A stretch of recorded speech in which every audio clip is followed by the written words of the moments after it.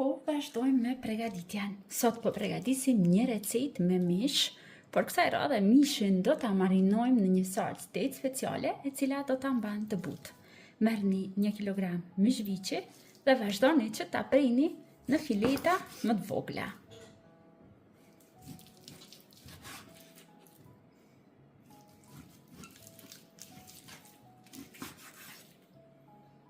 Pasi e pre mishin copëza më të holla, vazhdojmë tani që ta rendisim në një tepsi. Unë sot po përdor një tepsi të baltës, sepse kështu për mendimin tim merr më shumë shije mishi.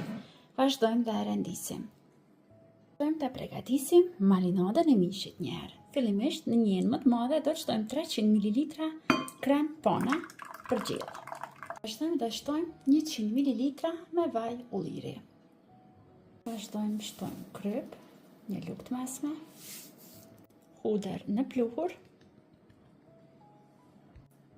një lugë të vogël piper të kuq e pak kopër të thotë. Përzijmë mirë. Me këtë përzierje vazhdojmë dhe e marinojmë mishin. Ndihmën e një lugë e përhapim mbi tërë pjesët e mishit.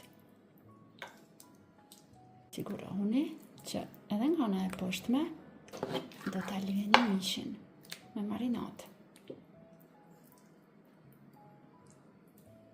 Tani marrim një letër përpjekje, e lagim me ujë dhe vazhdojmë ta mbulojmë tepsin.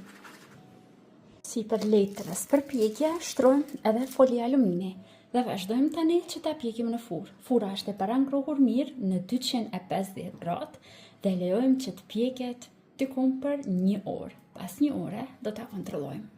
Dhe tani pas 1 ore e gjysmë në furrë, mishi është pjekur, është gati. Gjithçka që ka mbet është që ta shërbejmë dhe ta shijojmë. Shpresoj që do ta provoni edhe ju dhe do të ngelni të kënaqur edhe nga shija e kësaj recete. Deri në video receta të radhës, mbeteni të përshëndetur nga unë.